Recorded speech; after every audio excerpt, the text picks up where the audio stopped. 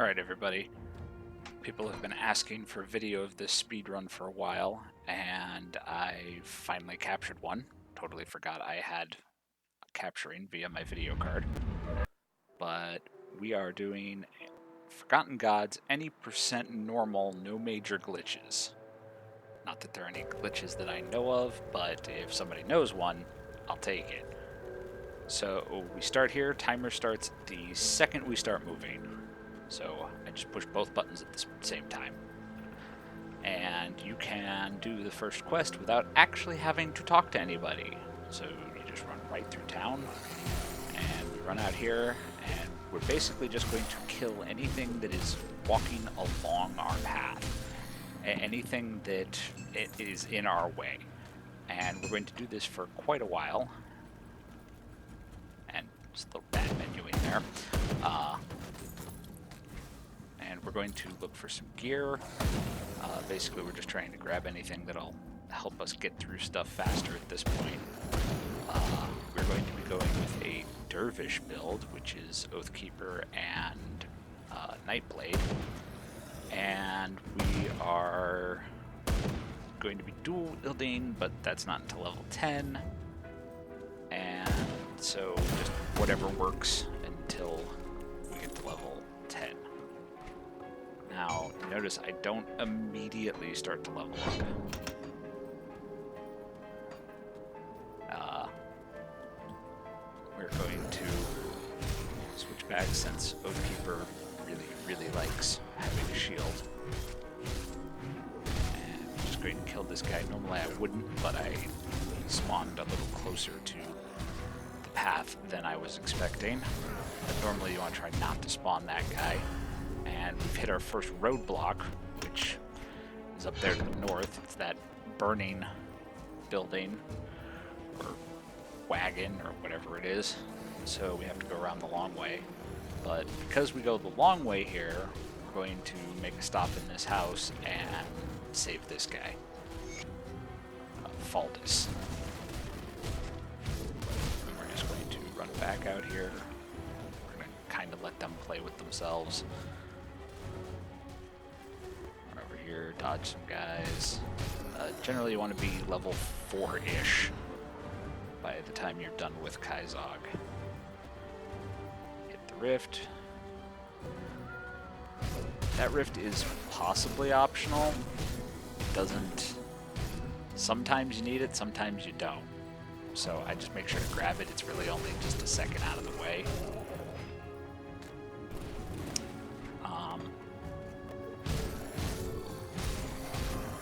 Here, and notice we come in the back door. We don't go in through the front door.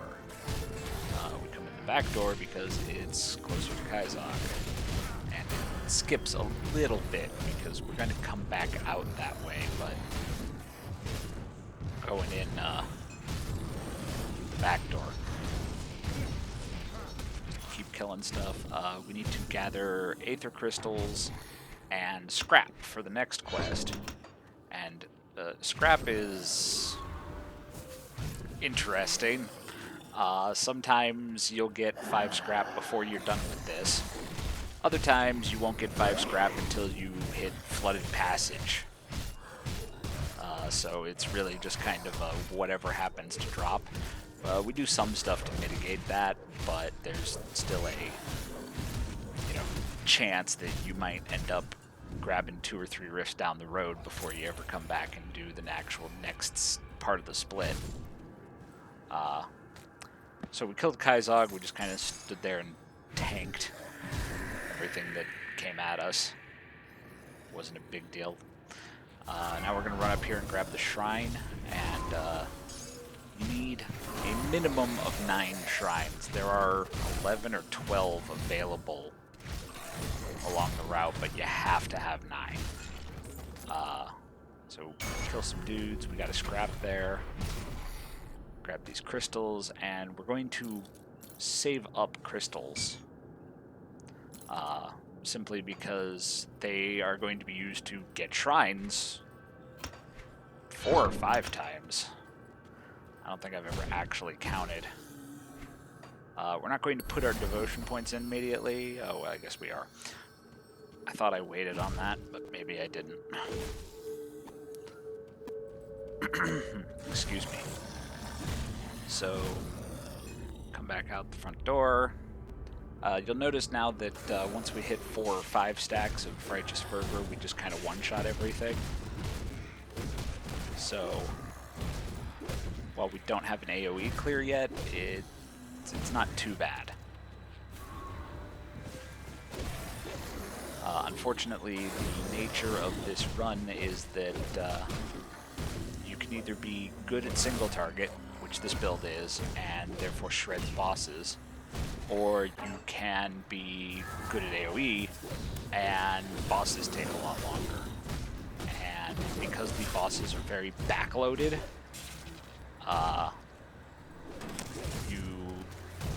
I've found that you want more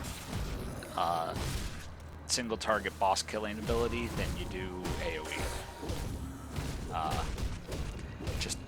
It makes the end of this easier.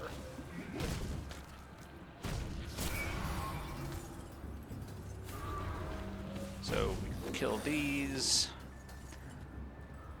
Little quality of life annoyance I have is the auto pickup doesn't actually happen on items until they've finished hitting the ground. So while you see the name there, you just can't pick it up until it hits the ground. As very well demonstrated with that food ration.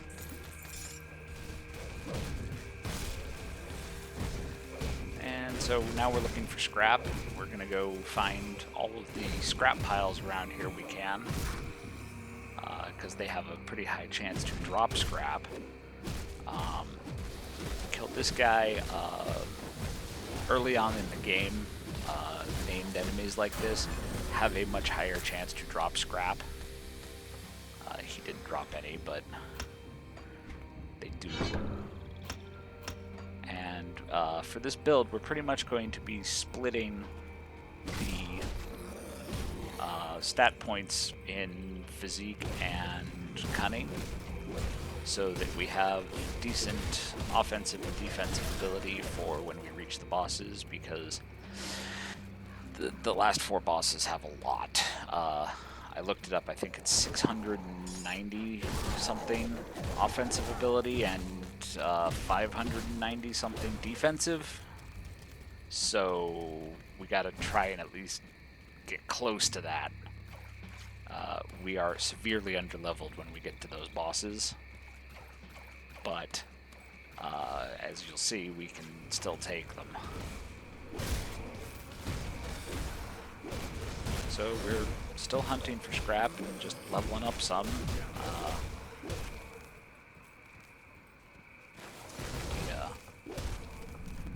Go ahead and go around, hit some scrap things. Still aren't finding any. I think we have 2 at this point. It's, like I said, scrap is kind of a crapshoot. Just rolling those dice. This is the most RNG heavy part of this quest, or of this entire run, because you've got to find. I got some bad RNG here with a bunch of these plague dudes right after I switched to the acid and vitality version of Righteous Fervor, so they are very resistant to my Righteous Fervor, which makes it tough to kill them quickly. Sometimes you get this mob, sometimes you don't. You don't always even have to come in here. I only come in here if I'm missing multiple scrap.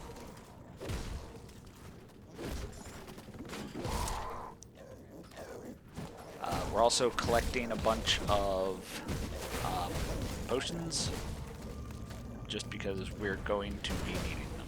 There's some scrap. I think I went through something like 35 or 40 potions. I'm running over here to try and get this guy to stop standing in the poison water, because I don't want to stand in the poison water and fight him. That's a terrible idea.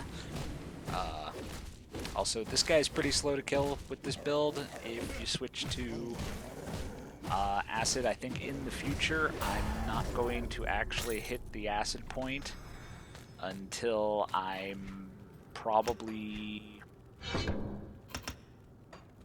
a flooded passage.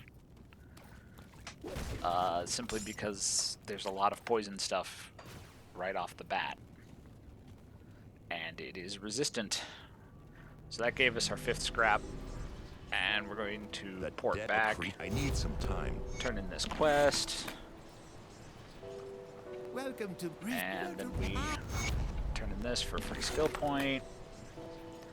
No, we don't want to save your apprentice. She got herself into this mess, she can get herself out. And we're going to fend her a bunch of crap. Just so we have inventory space.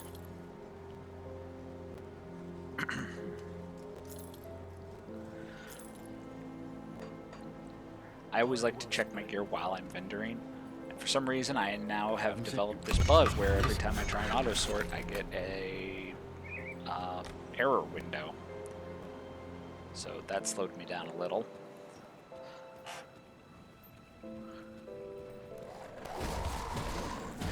So now we're going to go kill Vyloth. Go down here into the convict tunnel and into the prison proper. We're going to run up here, and you'll notice I'm not avoiding a lot of enemies at this point. And that's simply because at this point we need to grind levels. We need to get up to the mid-teens as soon as possible, simply because it'll give us the ability to get Nightblade and start dual wielding and our AoE and Belgothian shears. And kill stuff, kill stuff, kill stuff. Now we have spiders. And we're turning off common items. Basically, anytime you no longer need items of that type, you want to turn it off, simply because, especially later on, when you're starting to fight like multiple elites and stuff, you're going to run into an issue with accidentally clicking on items instead of attacking enemies. So you want to clear out as much stuff from the display as you can.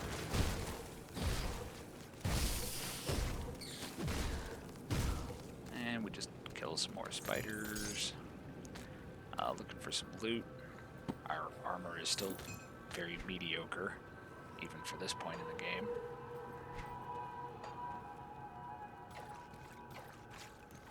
And you'll notice I'm going to check that shield a couple more times before I realize that I don't get it to level 10, and level 10 is when we start dual wielding. So there's no point in that shield at all.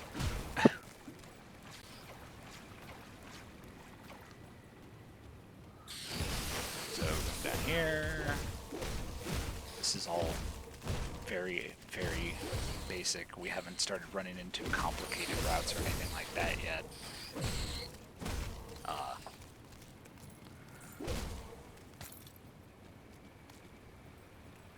Back here, snagged another potion.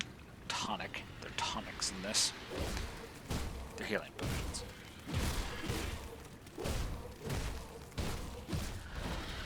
And we meet the Slith. Even the big dudes only take 2 hits. Once righteous fervor. The word is fervor. Once righteous fervor is charged.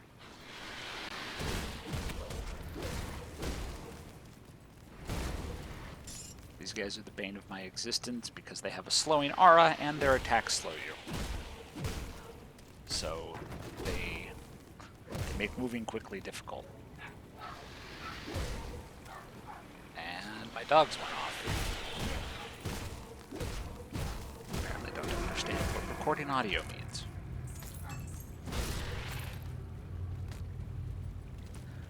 Over here.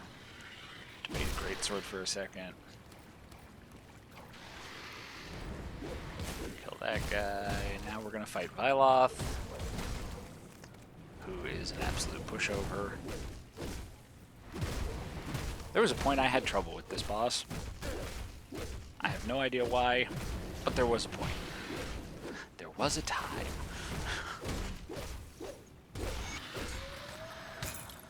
And so we kill Vyloth, and we found a bone snap gavel, which is nice. That'll little dab will do us for a while. Go through all these weapons we picked up.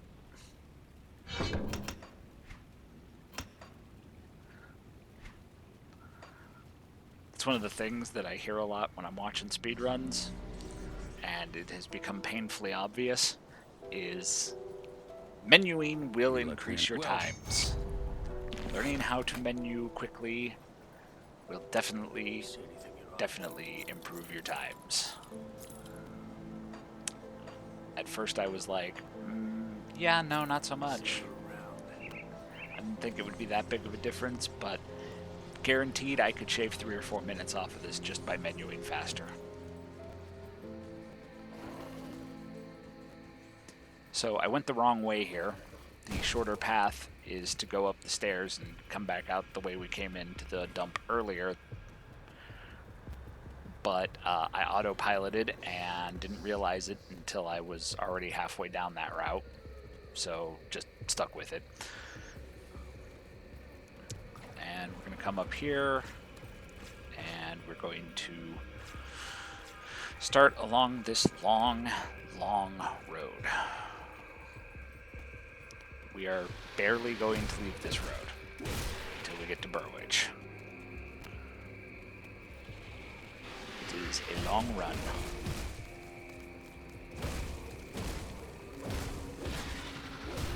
Come back here, kill some guys. We want to try and at least get to 10 or 11 before we get through the flooded passage, just because it will help with the kill speed on the big nasty defensive dude at the end of the flooded passage. I don't remember what his name is. The big rock elemental thing.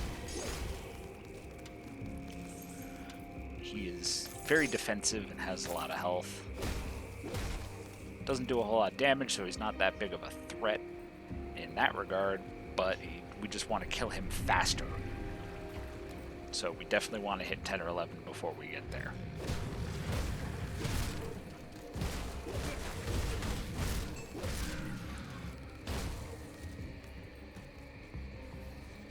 And we're going to skip this rift because we don't have time to play with those guys. Hey, the rift gate's releasing ethereals. Yeah, we don't care.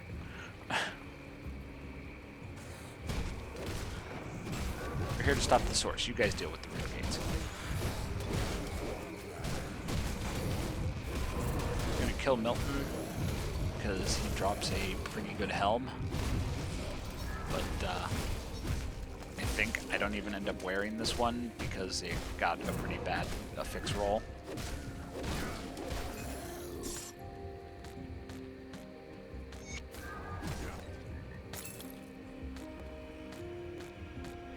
He did drop a lot of stuff, though.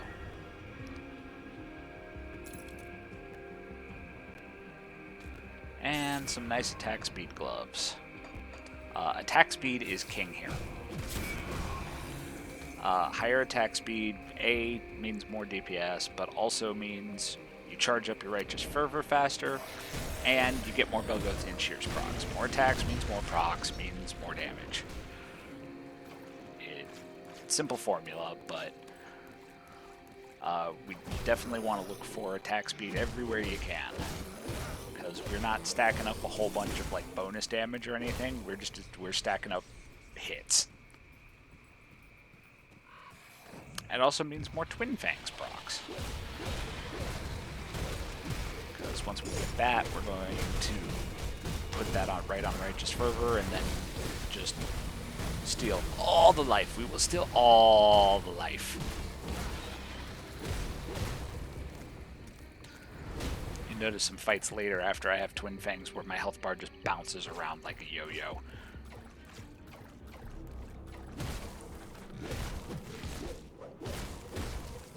And we're going to go in here and get a shrine. This whole aside takes 4 or 5 minutes, depending on whether or not you run back and what you loot and all that kind of stuff. Notice when we were on our character screen there, we still don't have any shoulder armor.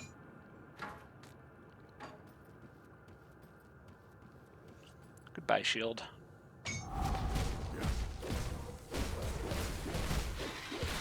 And now we're dual wielding. He's going to die even faster.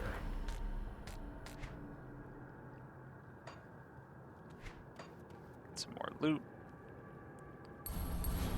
Put in our devotion points. Basically, the devotion path is bat then jackal. That's the whole path. You get bat and jackal.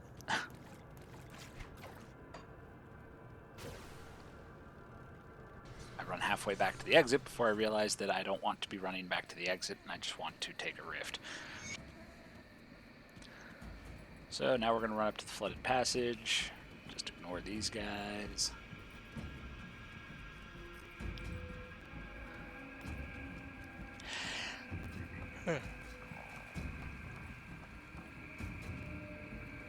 Up here.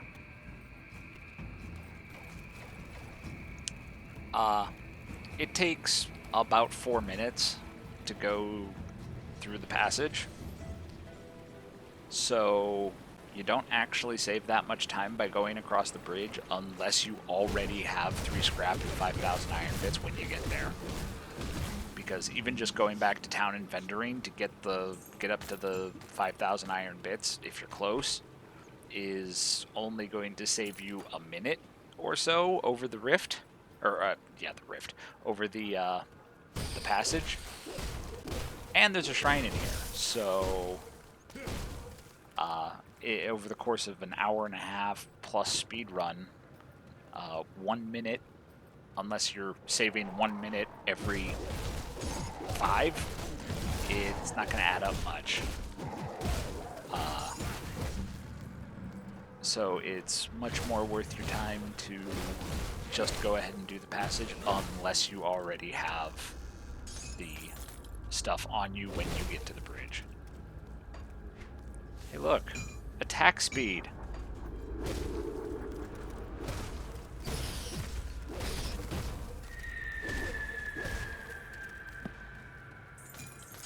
Attack speed is only a minor upgrade here until we get Shears and Twin Fang. Once we have Shears and Twin Fang, attack speed is like the god tier of upgrades. So we're just going to keep clearing, fight through these guys. One of the important things is to know when you can stand in a pack and just beat the crap out of it, and knowing when not to stand in the pack. This doesn't become important until around like the warden cellar, when we start getting like real serious packs. But it's important to pay attention to and like know the character so that you don't stand in something that you don't, or that you shouldn't be. There'll be a couple times later on when I do that, mostly with bosses. We got some really nice two-handers on this run, and if I was playing a Force Wave Warder or something like that, those would have been absolutely amazing. And yeah, that's that boss. That is the power of 16 points of Righteous Fervor and really high attack speed.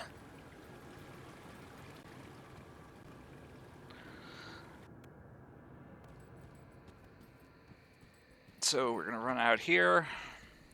We're going to completely skip the blacksmith quest, because by the time we're interested in anything from the blacksmith, we're already going to be in Forgotten Gods content. And there's a blacksmith in the Forgotten God City, so there's no reason to go save him here. And we got a boss spawn, or an elite spawn, or whatever they're called. I hate these goblin things because they have non-marked healers. So you have to go play Find the Healer before you can start killing the rest of the stuff that doesn't die in one hit. Like that elite.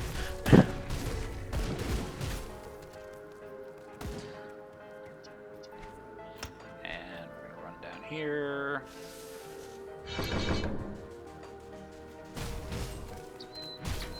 Wish that the skills menu, the mastery menu, had some sort of memory to remember which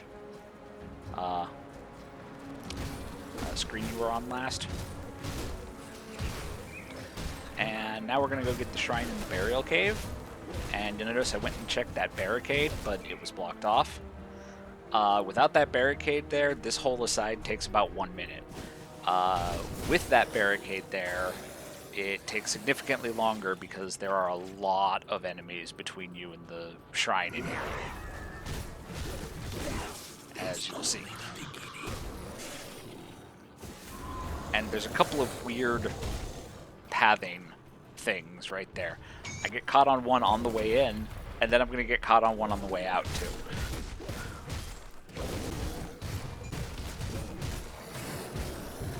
And I decide to kill these guys because there's an elite here, and I want more gear. Gear and devotion points are the biggest things here. Like, you're gonna get the skills and the attribute points anyway. My inventory is full. But it's very important that you get skill that you can actually, or get gear that you can actually do something with. You notice I made space to pick up an item. That's because I saw the of haste suffix. And movement speed is definitely a thing.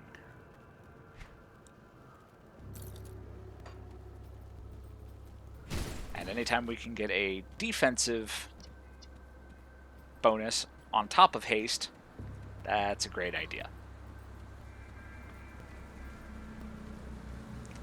A lot of people who've been playing for a while take movement speed for granted because between all the devotion constellations you get and various other passive things, most of the time they're sitting at plus 20% movement speed without having gear that gives plus movement speed. However, without those things at low levels like this, the gear is pretty much the only place to get that movement speed. Here, run into the second most annoying enemy from here on out, because the Furies are life stealers, so if you don't instant gib them, they're going to heal. And now we're going to clear this. This is one of the slowest builds to clear this, simply because we really lack AoE.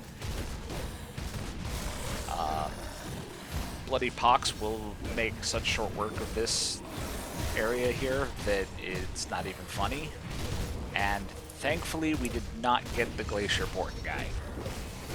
He slows this down even more because he has like a 30 or 40% attack speed reduction aura. It just makes it painful to try and get through here.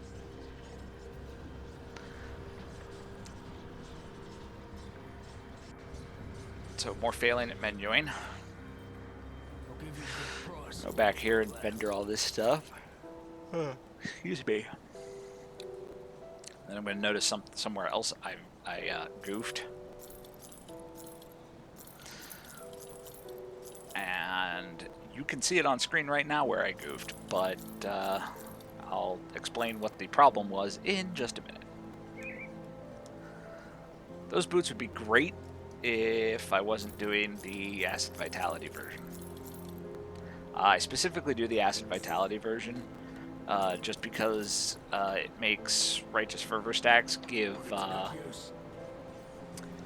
bonus vitality damage, which increases the damage of Twin Fangs. And apparently that's not where I realized I goofed. But it's still on the screen where I goofed, so... see if anybody can find it before I realized it during the playthrough. So we're going to run up here. There can be a barricade there, which means you have to go into a cellar just north of that, and then you basically come out right here. And yeah, it adds a lot of extra time. And now we have Dogothian shears, which will make clearing these packs much faster. So generally you want to be at least 14 or 15 by the time you go fight Warden. I'm not sure what his minimum level is, but you want to be at least 14 or 15. This is also a place where there's interesting path blockers, that being one of them. If you just pay attention to your mini-map, you'll see them long before they actually come on screen for you. So, you know, make sure to avoid them. Those roadblocks are far and away one of the most annoying parts about trying to speedrun this. Because there are some very optimal routes. Every single one of those very optimal routes has a random roadblock that can appear on it. There's maps on my Reddit guide. I'll put a link in the description to the Reddit guide for this. It's got pictures of the routes, guide to, you know, how to do the build and what you want first and second and all that, and how to fight the bosses and things like that. Accompanied with this video, I would imagine just about anybody should be able to pull this off. It doesn't seem crazy difficult. You just have to have, like, it's mostly the build. The build is the trick.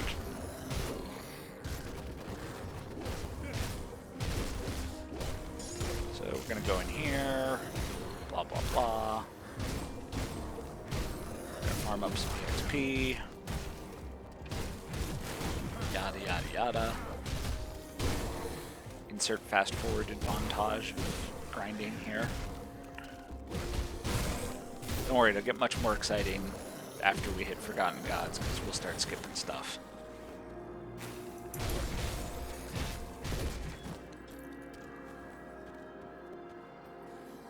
That guy didn't want to play with me, so I decided not to play with him.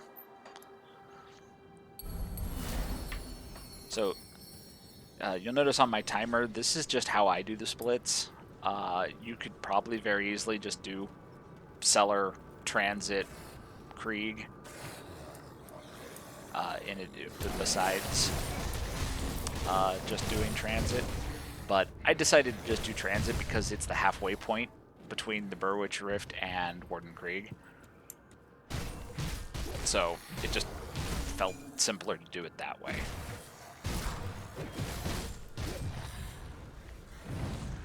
I really wish I could build an auto splitter for this, but yeah, I went looking for the auto flags and the memory addresses and stuff of how to,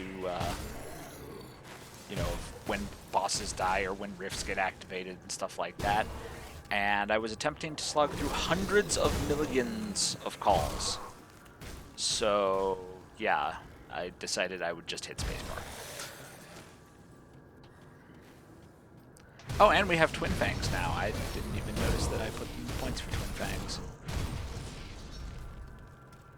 So yeah, we have Twin Fangs now, and Dogothian Shears, and maxed out Righteous Fervor. So basically all of the DPS of this build is done, other than, you know, gear. We're going to change gear a few more times, but all of the DPS stats are pretty much done once we max Dogothian Shears.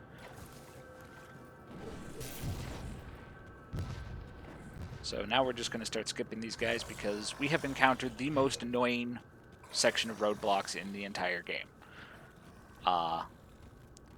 The time difference in the roadblocks being in the configuration they're here and the configuration that allows the fastest route is insane.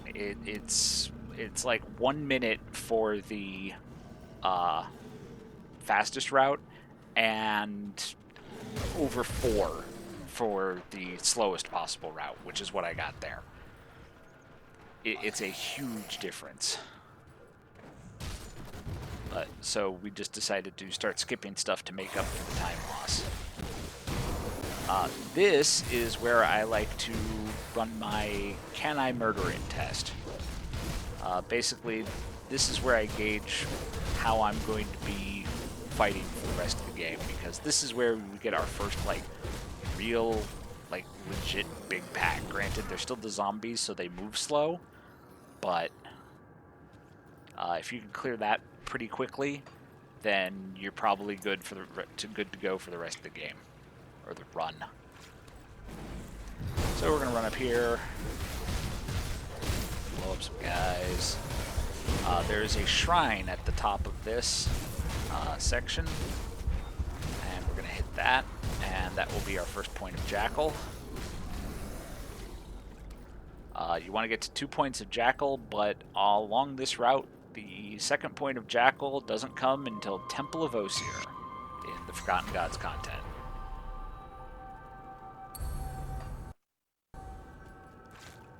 Come up here. That actually doesn't, like, the first point of Jackal is pretty trivial and not that big of a bonus or anything for this build, just because we don't actually use that much energy, so we really don't need it. But we're currently kind of up creek about that because, well, it takes more time to go back and switch it than any one point we put somewhere would save. So we're going up here. Killing some more guys. Got a lot of these acid range dudes. They can actually do a lot of damage. So you gotta be careful. They have that acid volley thing. Run up here. Funny enough, corruptions can actually do a lot of damage when you get packs of them like that.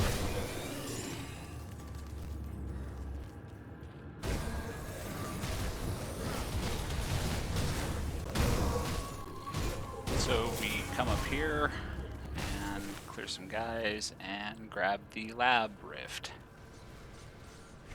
Run in here. They're all busy playing with each other, so might as well just clear them out, get some experience.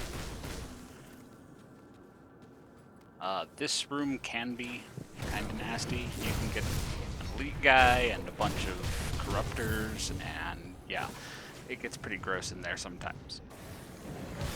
This time it wasn't too bad.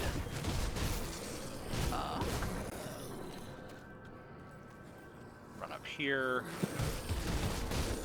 And this is one of the first 3-way splits. There are 3 options for roadblocks in the next section, and the far left one is the fastest path. So I always go over there, check that first, and we're going to use the mini-map, and it's blocked. The middle one is the second fastest, and it's blocked, so that means we have to take the third path, which of course is the slowest path. And we're going to go over here, so we can go through the third passage right there. Come up here. This path means you have to take the long way around. The other 2 paths you can get back to the short route, but this one you have to go all the way up here and then come back before you catch back up with the primary route.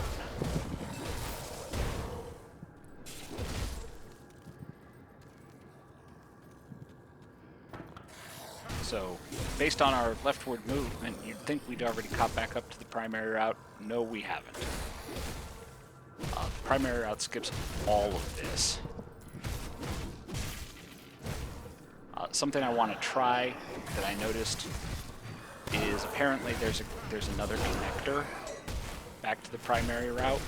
here. And so I want to give that a shot.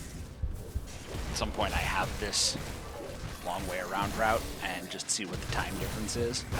But we got this lead, so we get some more items. We're also looking for components. Throughout the run, besides what we put on our gear, we're going to need 2 each of the fire, cold, and lightning weapon augments. 1 to craft a relic, and 1 to get a shrine later. We need a battered shell component for a shrine, which can be random. Sometimes you get it, sometimes you won't. Fortunately, there's extra shrines on the route, and we really only need 9. Anything on top of that is bonus. This room and the next room are also very dense packed mobs, but because of the slow movement of the zombies and their lack of any sort of closer attacks, means it's not too big of a deal. So we just hit 14. We still haven't put in our points. You notice how fast the experience goes up here. When we turn in the quests, it'll really show the discrepancy on where the game thinks you're supposed to be and where you actually are in the speedrun. And I got a blueprint I didn't have. That's nice. And now we're going to fight Krieg. And you would think there would be something complicated to this. There's not. It's stand here, hit him, and use spots. It's really not anything special. Notice that I'm doing this menuing while he's doing his little transformation animation, because I'm just standing around otherwise, so might as well do something with it. If you didn't have a level to do, you could do a little inventory management. Basically, it's all about finding efficiency. That's the trick. And there goes Krieg.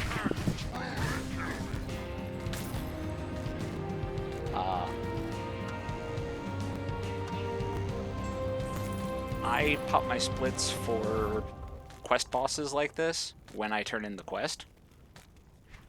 Not when I kill the boss. Especially since I have to turn in the quest. You literally cannot get to Fallen Gods content until you kill Krieg. And that means you have to do all of those quests that we just did in order to get there. I hadn't even been in the... And that's where I noticed it. That guy gives you a free scrap. Had I remembered I grabbed him, we could have saved a bunch of time when we were looking for that 5th scrap. Totally forgot I even grabbed him, so... you also noticed that that quest turn-in block gave me, like, 3/4 of a level. That's a lot. I cannot. So, yeah, big difference in where the game thinks we are and where we actually are. So now we're going to start the Forgotten God stuff. I hate sand. It's coarse and rough and irritating, and it gets everywhere. The 3 have go. I like to grab these lore books, because as you can see, they give a pretty decent chunk of experience. There's a couple more in here if you want to get another 1500 experience, but they're out of the way, so I don't go grab them. We're going to do this little challenge thing.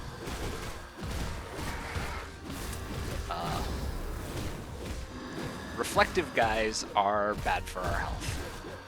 because we do so much just direct damage. Reflective stuff really messes with us. Can't carry it. I have no idea why I spend so much time picking up this wraith, but I did, so that's a thing. And now we're just going to fender the crap out of all this.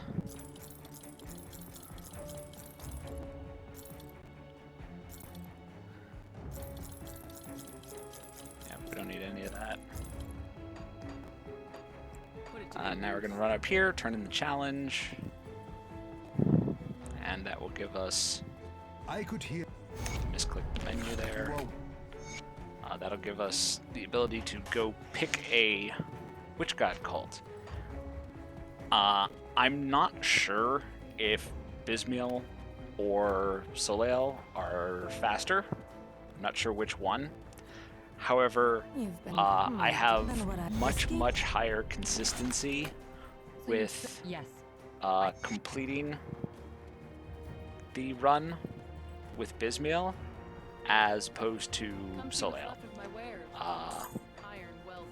Soleil's boss thing is much harder than either of Bismiel's, so I tend to stick to Bismiel.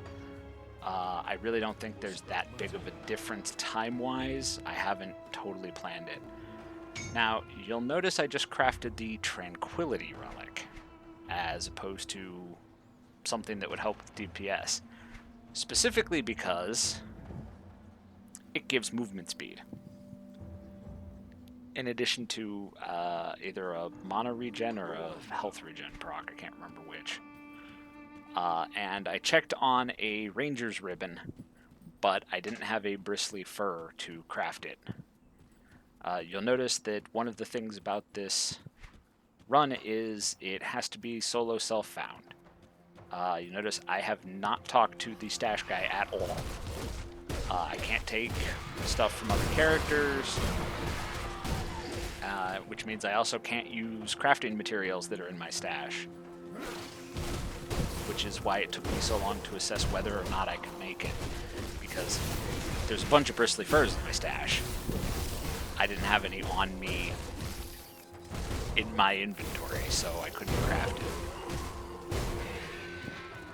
And you also notice that the mobs here are much more difficult than they were in Warden's area.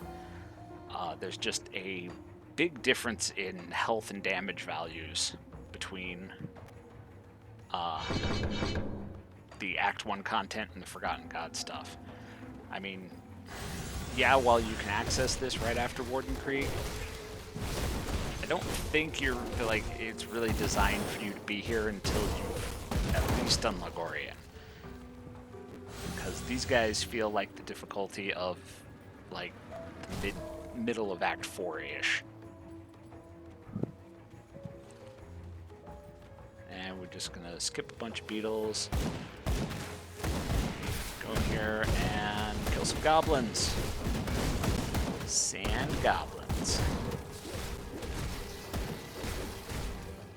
I don't know if there's any difference between them, but they squish just like regular goblins do. Right now, I'm kind of wishing that I had focused on trying to get to Shadow Strike faster. You also notice I bought the leaf glyph from the Bismiel vendor after we joined the Bismiel cult. That is for some tactics you'll see later that I do to fight the bosses. Do kind of a hit and run strategy where I Shadow Strike in, get some hits in, and then leap out so that I don't get squished, because the bosses will squish you.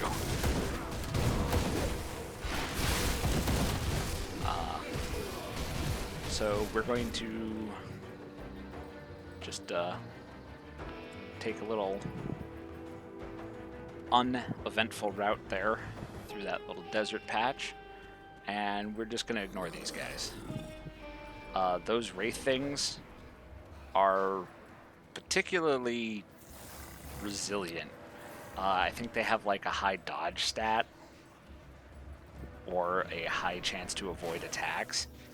So it makes him difficult to kill when you first come to the Forgotten Gods content, because you don't have like crazy numbers when you do hit them yet. But we will be killing them later, don't worry. Right now I'm only going to kill him if I have to. Like, this guy blocks the staircase and I don't have a movement ability to get past him yet, so I had to kill him. They don't have that much health, but they're hard to hit, so... Hi, elite guy. Bye, elite guy. Up here, grab the Temple of Osir Rift. And we're going to just run right down into the Temple of Osir. We're going to be looking for infused animated watchers. They also spawn up in the Chiron docks, but I don't know where there are 3 guaranteed ones other than in here. Plus there's a shrine in here, so I like to come in here and get the shrine anyway, because this will be our second point of Jackal, which gives 6% total speed, which is move speed, attack speed, and cast speed. And that just, that is a huge bonus. That is a much bigger bonus than you'd think it is. But it is absolutely bonkers, the difference. That plus pneumatic burst. That plus pneumatic burst will vastly amplify our getting stuff done ability. So here's the first infused watcher. There's a couple of varying routes in here. They're outlined on the maps that I'll link down in the description.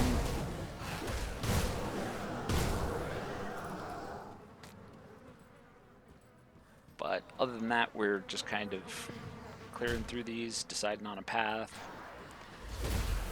I forgot to check the main path before I tried going down the second path, but the main path was blocked anyway, so we have to take the secondary. Also, it is entirely possible to kill more than 3 of the infused animated watchers, at which point you end up with an extra item taking up your bag space until you remember to throw it out. So try not to pick up more than 3 of them if you end up killing more than 3 of them. And we just got... Oh, nope, I lied. Not our first amulet. I thought it was the first amulet, but it wasn't.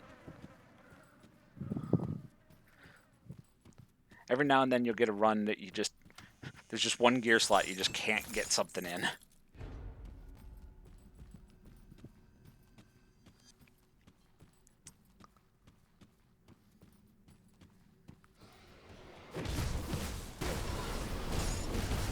So, killing more of these guys. You'll notice I really try to avoid the big guys. The ones that start as like scrap piles of armor on the floor and then form when you get near them. I really try not to fight them because they have a ridiculous amount of health. They spawn a second enemy with a ridiculous amount of health when they die, and that second enemy steals health, which makes them really time-consuming to get through. So our final end goal for fighting the boss gauntlet at the end, which is Dravis, the Steward, Father Kaiman, and the Manifestation of Korvac, is to be somewhere between 20 and 22, and to have at least 9 devotion points. And we want to have Righteous Fervor, Bogothian Shears maxed, at least 1 point in Shadow Strike, Leap Rune, and as many points as we can get in both Veil of Shadow and pneumatic burst. Pneumatic burst is more important, but not by a lot, because Veil of Shadow is reducing offensive ability and total speed of anything you're in melee range of. I guess it's slightly outside of melee range, but by reducing offensive ability, it means we don't have to stack as much defensive ability, which means we can get away with killing stuff faster. And of course, pneumatic burst is a heal and a pretty big DPS buff because it gives total speed. And at rank 12, I think it gives 15% total speed. It's insane.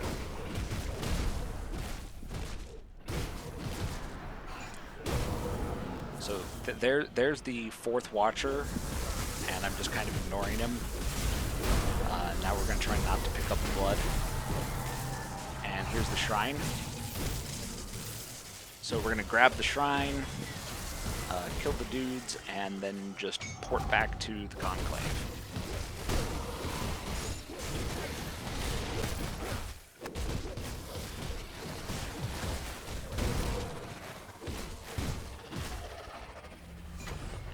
Grab some loot.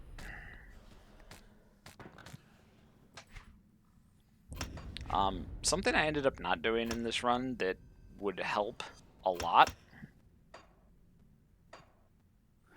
is putting components on stuff. I totally forgot to put components on things, and I'm pretty sure that's why I ended up having some issues at the very end. And that amulet is absolutely bonkers for us.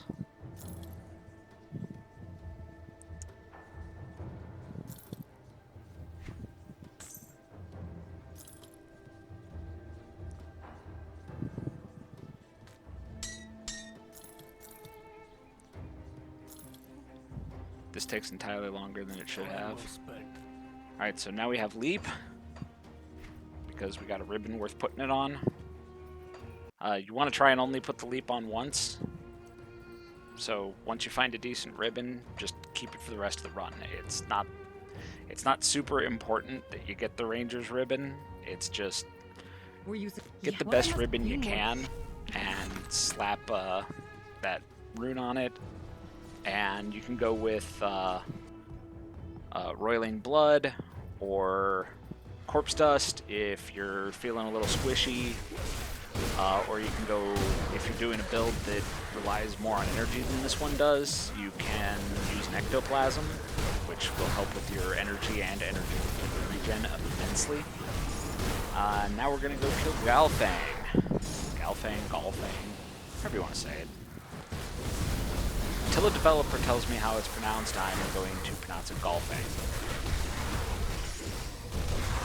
But these guys are kind of gross. They do a lot of damage and take surprisingly more damage than you'd think.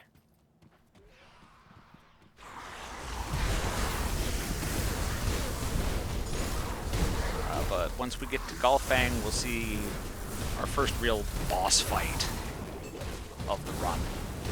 I mean, you saw Krieg. I really don't count that as a boss fight, as it goes. Basically, staying in melee range actually prevents him from doing his most dangerous attack, which is that crossbow thing he does. So, as long as you can survive staying in melee range, do it.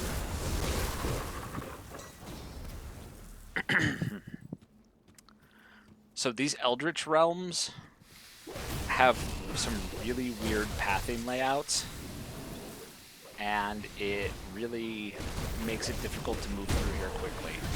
And there's a very nice axe,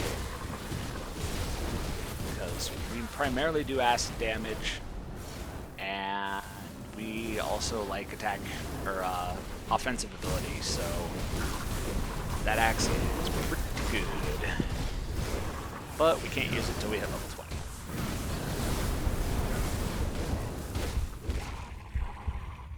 Another thing to note is how much Constitution we go through. In like a normal vanilla playthrough, you probably don't notice your constitution too much because you are relatively the same level as the enemies. You are going through at a pace where your constitution is regenerating more than enough. And so you don't need to have a focus on your constitution level. Something else you notice I did there, I did a shadow strike in and a leap right back out really fast on those guys. I was trying to get them to come down to where I was so that I could kill them without aggroing Galfang, but it turns out it wasn't a problem anyway. So we end up standing here. Those meteors are absolutely brutal and will one or two shot you. So make sure to avoid them. You'll notice that he's level 23 and I'm level 17. Yeah. So that's a thing that happened. And we get another really nice mace here.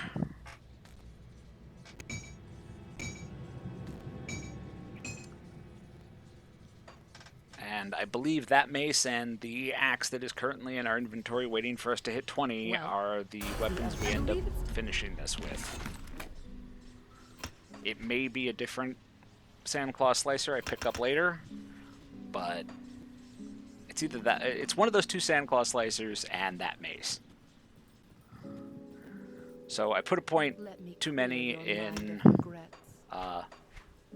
Pneumatic Burst, because you definitely want to have Breath of Bogothian with it for that -5 second cooldown.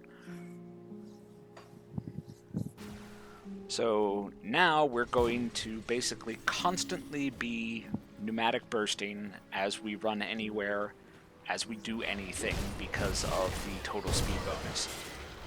It increases the run speed, it increases our attack speed, so we kill stuff faster, we get from area to area faster, and now we're going to start actually skipping stuff. We're going to be shadow stepping and leaping over all kinds of things. I ran up here thinking this was the shrine that used the 3 elemental items, only for it to be the battered shell one, and I don't have a battered shell, so I wasted some time coming up here. Which is sad. But I will now know for future use. That's the battered shell one. Another thing you'll notice, something I find interesting that I think makes Forgotten Gods take longer than any other content, is that almost every enemy spawns another enemy when it dies. Like, all those mummies spawn either those clouds of locusts or the maggots. There are beetles that spawn maggots.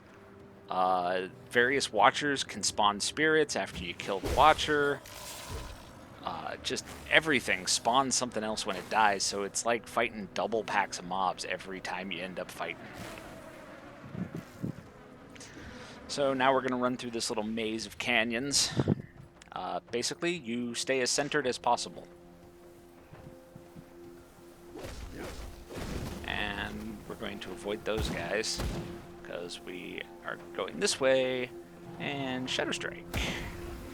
Shadow Strike goes right through those gates.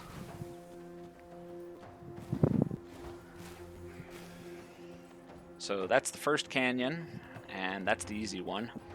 The second one, which is about to come up, has a really big, nasty optional boss in it called the Corvin Titanivore, or something like that.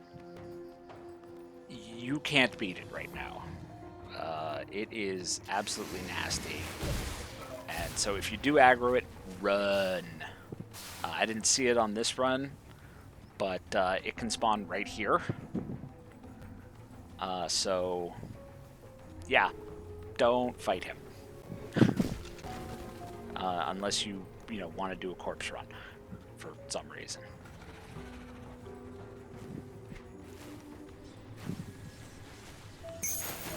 So I noticed that I hit 18, so I equipped my Tranquility Trinket for another 4% move speed. And now we're going to run up here. And there is a shrine to the north. And I'm going to go get it. But what I'm going to do, I dropped a portal right there. That's just to help me remember for when I come back where I'm supposed to turn to go back on the route. Because otherwise this is just a pretty straight line. Go up here, gonna kill some dudes.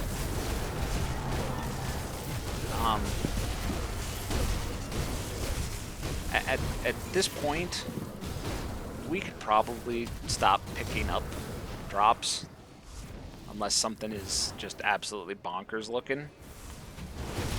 But my OCD that I need to break myself of, I still pick up damn near everything that drops. So I'm gonna go up here, grab this shrine.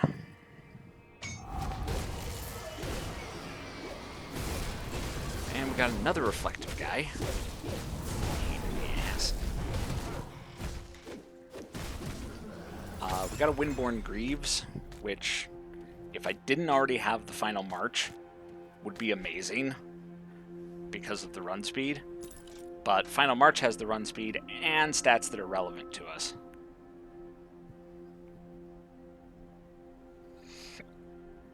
So we'll just stick with those. Oh, excuse me. So we're gonna come down here, and now we got our last 2 points in Jackal, so we don't need any more shrines. And I'm pretty sure that I just skip all the remaining shrines. Oh, I guess with the exception of the Elemental Shrine. I think I picked that one up, but that's because it's directly on the route. I pick it up mostly for experience. So here's a mistake. I dropped my portal, but I dropped it in between the two places. And I took a wrong turn because I went to the second place, which is the wrong path, as opposed to that staircase there that is the correct path. So, lost about 30 seconds there. Go through here. Kill some more dudes. Like I said, we want to be 20, 21, maybe 22 when we get to Korvac. I'm pretty sure I get to Dravis and the Steward at 19, which is a little low, but they surprisingly weren't that bad.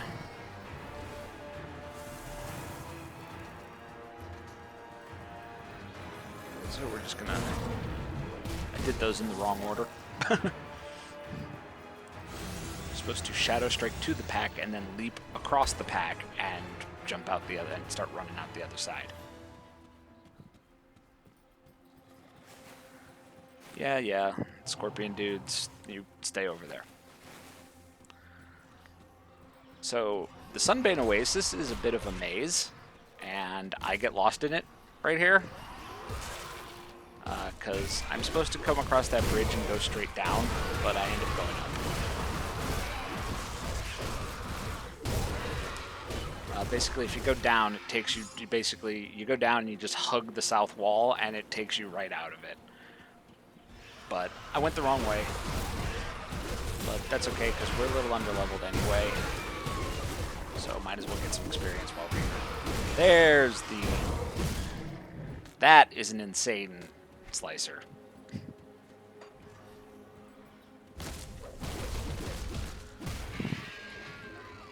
Vampiric of Alacrity is probably the best combination of affixes for this run, or for this build on this run. Simply because more lifesteal means we can stay in combat longer, and more attack speed means more DPS. So if you see Vampiric of Alacrity, get it.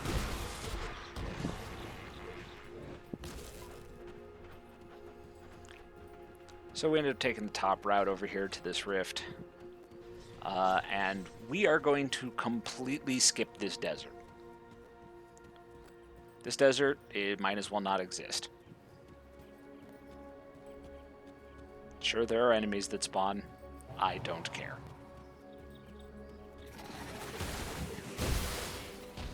That was the proper way. Pick a guy as far back in the pack as you can get, Shadow Strike to him, and then leap right out.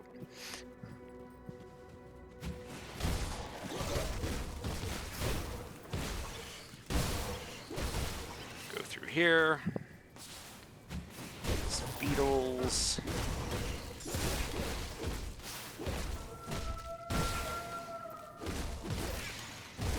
Some maggots. My map for this has the route going to the left, but I found this path is easier to just naturally follow, and I don't think it's a time loss. I don't think it's a big deal one way or the other which way you go through here. So just do whichever.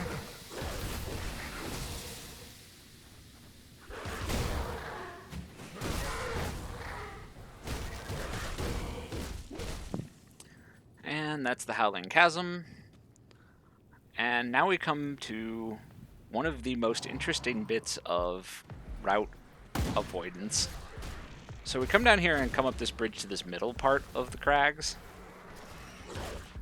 And this staircase is really hard to see. But once you know it's there, you just run right up it, and it bypasses pretty much the whole section of the crags.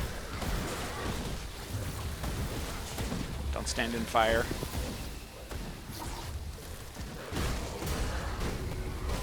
I specifically wanted to kill those gargoyles because they drop an infrequent called gargoyle spines, which naturally can have vitality damage on them in addition to their affixes. So I was kind of hoping to get some of those. Elaine was quite with the And welcome to the vanguard of the three. I'll give you a good price of what I've got left. And now we're going to sell stuff. Do a little inventory cleanup.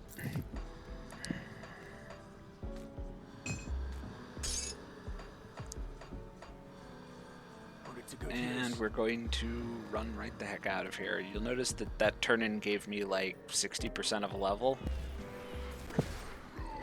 Again, the game's expecting me to be 4 or 5 levels higher at a minimum before I get here.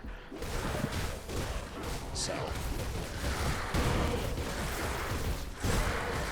some dudes. Basically, I'm trying to hit 20 at this point.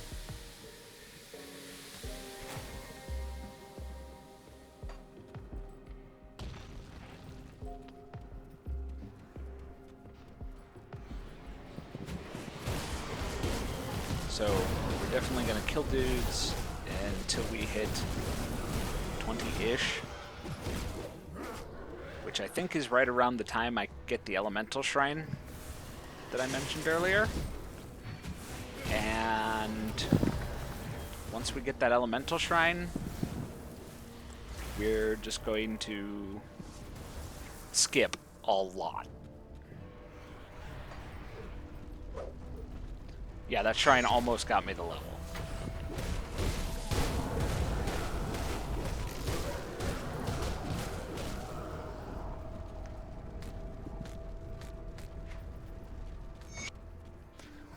And we're gonna run around over here, take the wrong path.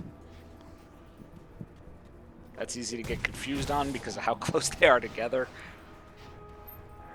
And we're not going directly to the quest, because what we're going to do is we're going to run over here and grab the rift first, and then come back for the temple, That way, after we're done with the temple, we can use our personal rift, go right back to the Vanguard, turn in the quest, and then rift right to there. And skip having to run all the way back through all this. And here we go with the Temple of Atef. And I'm pretty sure I'm going to skip most of this.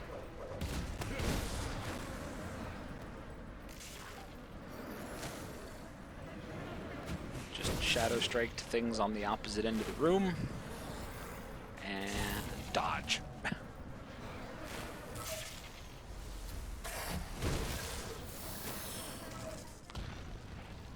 The reason we take that leap is because it doesn't require an enemy to target. And now we're going to fight in Ashkor? Inishkor? We'll call it Inishkor. And that falling stone thing, combined with his breath weapon, will insta-gib you. But other than that, you're pretty good to go. Also, don't stand in fire. It's something I'm doing here.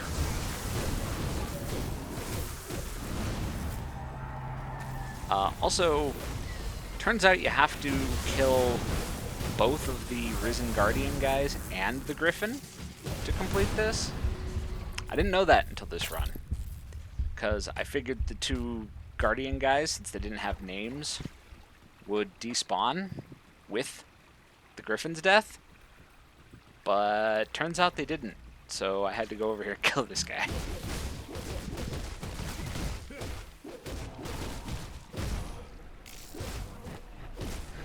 And now we've hit 20, and we're going to start with the hardcore speedrun strats. I'm going to do what's called a pro gamer move. I was trying to attack that dude when he jumps in because I think he's a bad guy.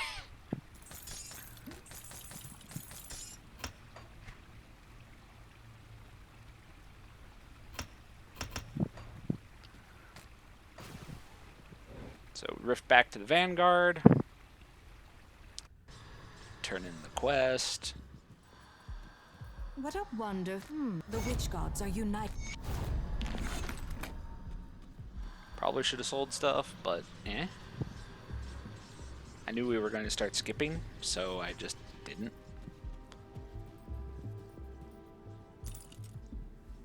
Finally upgraded shoulders.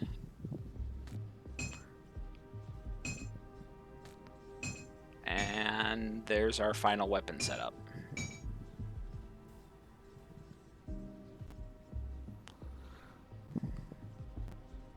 Totally should have put on some components now.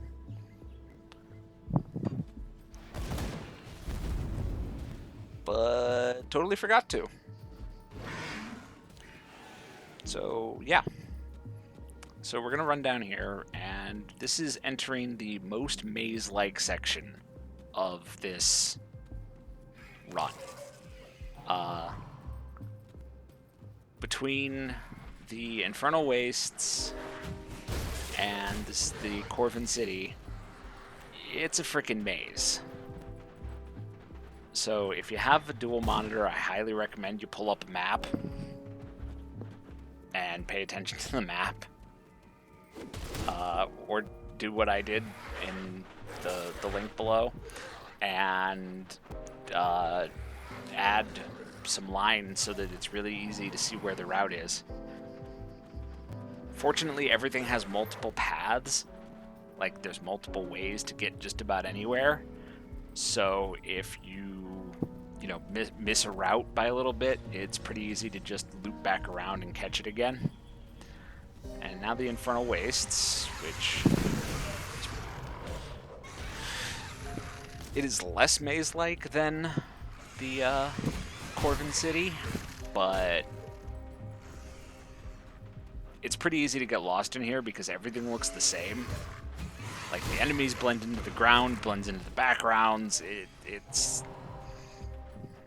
Especially when you're trying to go fast. So... Right now we're just generally heading north because that's where the city is.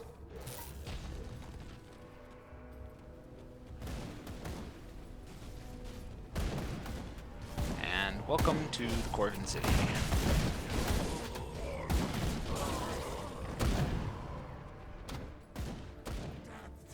So we're gonna run up here.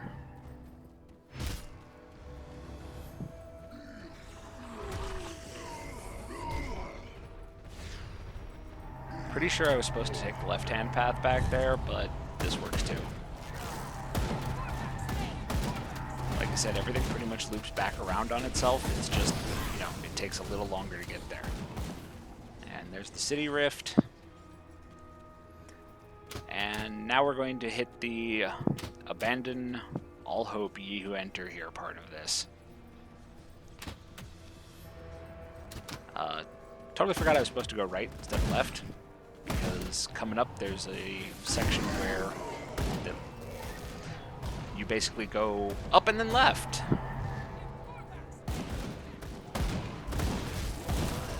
Which is actually here. Go up for a bit, and we're supposed to go left. And I got the parts confused. So we're going to run down here.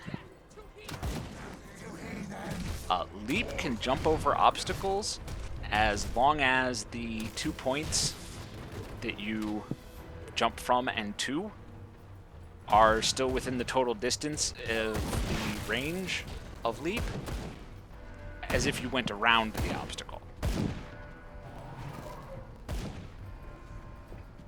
Get stuck on a wall there.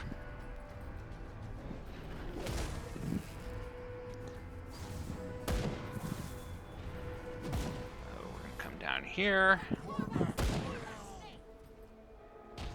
and it's almost time for the boss rush, because you got 4 bosses all back to back with 2.5 very short interludes in between. So we're gonna run up here, we're gonna let that guy leash, but we're gonna kill these 2. As much as I hate fighting these big dudes, they're level 25, I'm 20. And they're designed to be big, angry guys.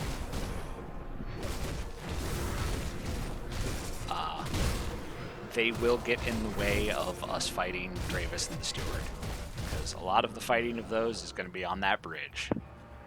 Going to come up here and drop a safety portal.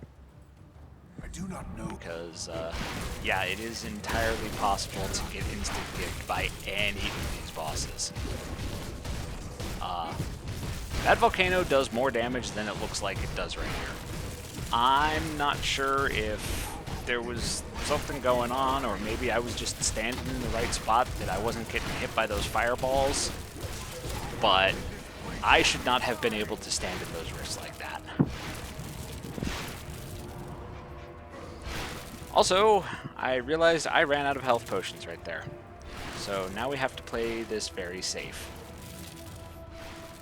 Which is exactly what we're going to do.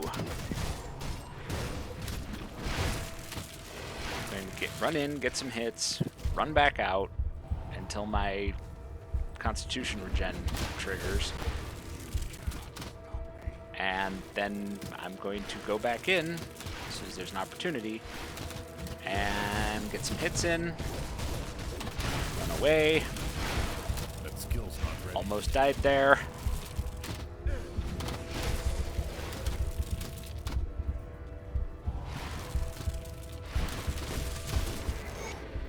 And that's Dravis.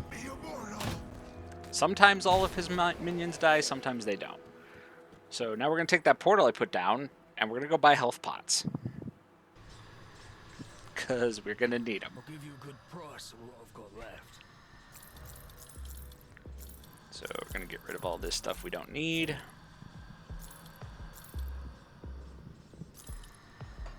And pots. Pots. Iron well spent. Alright. Now we let Roboruk do his thing. Welcome to level 21. And while he's doing his thing, we're gonna do our level up. And that's the last level up. And here's the steward. His breath weapon will insta-gib you if you're in melee range. Like that. Your fate is dead. That skill's not ready.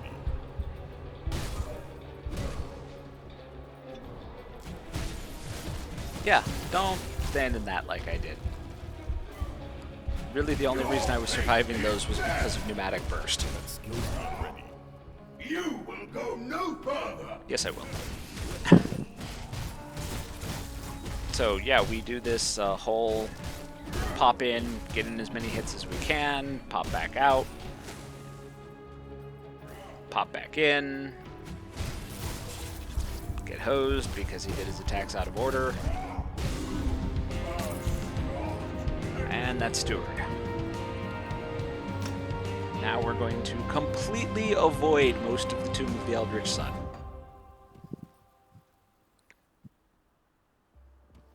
I've done this multiple times now, and even though my note says that I don't know the roadblocks here, this path in this video has never been blocked for me, so it seems like there aren't any roadblocks on it. Also, I got some nifty speed boosts from the Rage Flame dudes, because they decided to do their rush attack right behind me, but for some reason not stop and attack me. So I got pushed.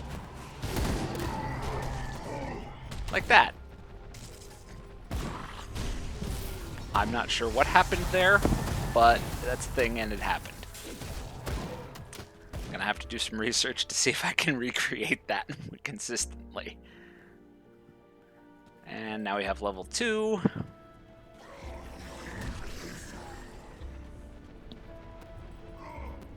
Which we're just going to do the same thing and avoid as many guys as possible. And I almost died.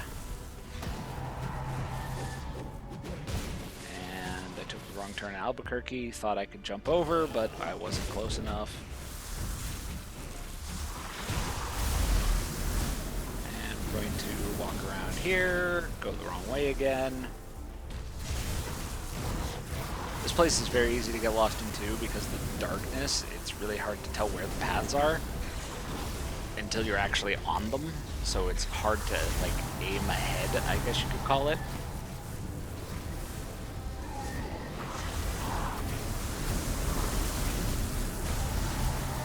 And there's both levels of the Eldritch Sun. And here comes everyone's favorite boss, Father Kaiman. The tactic here is hit and run.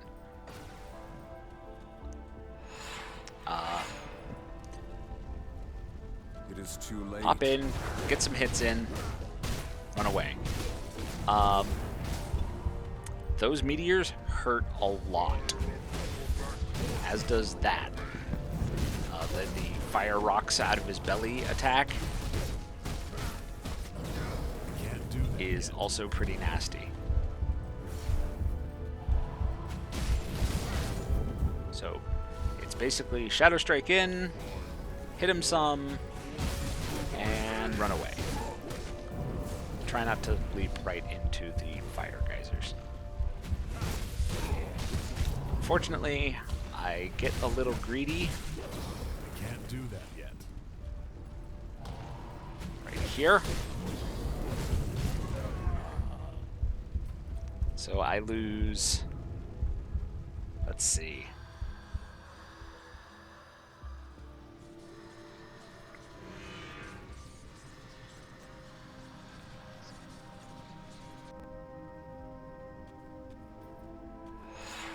I lost about 20 seconds to that. Maybe 25. So, yeah.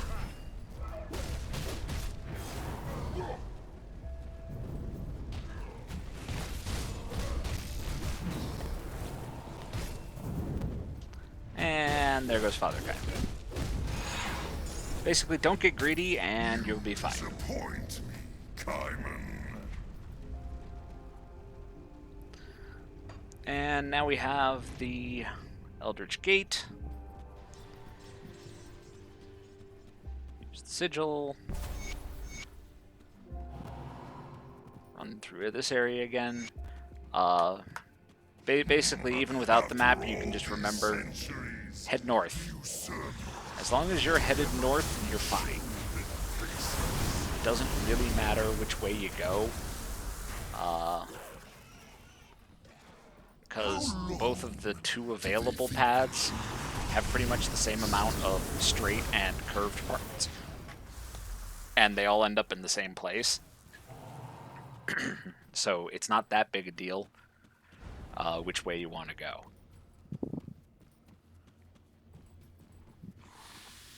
And we do the leapy thing.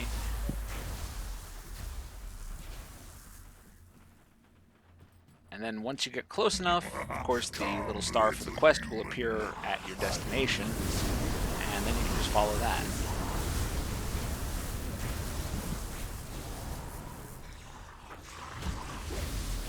Which is right there. And we're going to drop a safety portal. And welcome to Korvac. This boss is absolutely awesome. Like, he looks awesome, his, like, attack patterns and all that are awesome, the room is awesome, just, this boss is awesome. So we're going to follow the exact same pattern that we have the last couple of bosses. Shadow Strike in, hit him until the circly thing happens, and then leap over it out. Get a couple more hits in, and then dodge the falling meteors. Meteors will kill you. Hit him, jump, Shadow Strike, hit, dodge meteors. Shadow Strike, hit him, lather, rinse, repeat. And there comes phase 2. Phase 2 is the most annoying phase for this build, because we don't have a whole lot of... I accidentally grabbed my live split there. We don't have a whole lot of AoE that's consistent. So when he starts summoning his dudes, they do a bunch of damage, and they need to die.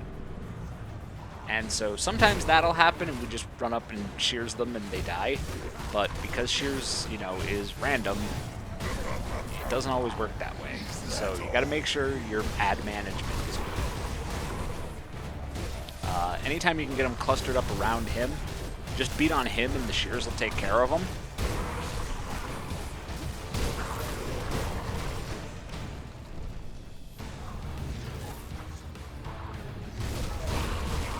So we sit here, we fight the dude. And jump over the thingies. Turns out that as long as you're in the air when they go under you, they don't hurt you. So even though I landed where they were, they didn't hurt me. Alright. And the last phase. There's the cool fiery angel thing, which is awesome. Those little random scatter things, hitting one or two of them is not going to affect you in the slightest. You can just pneumatic burst whatever damage they do to you. However, they will kill you if you are getting crushed by a bunch of other stuff at the same time. They will add up to that last little bit. So pneumatic burst will get you through that combo.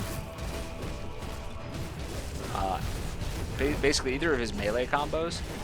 What you have to watch out for are the meteors, the swirly things, and that line of fire. I didn't realize that even existed until that very moment. That line of fire will kill you. And I'm pretty sure it is responsible for every death I have ever had on this guy. And I just got some really, really bad RNG there that he popped the swirlies at the range I was running and then charged me and stunned me in them, so I got hit by a bunch of them, which killed me. So we come right back thanks to our safety portal, losing, again, about 20 seconds. And I almost did it again and stood in the fire, like a genius. Reality bends. Avoid the meteors.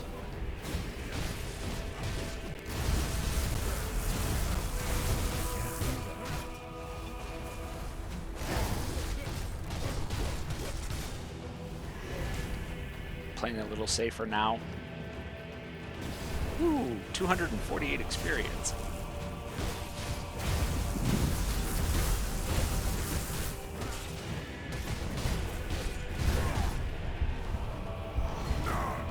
Will defy.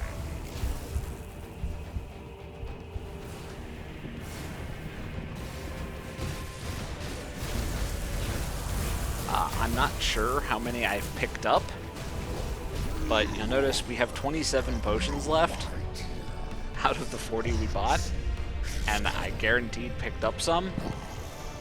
So, yeah, that is the speed run of any percent Forgotten Gods normal using the Dervish. Hopefully you guys try and come up with your own builds.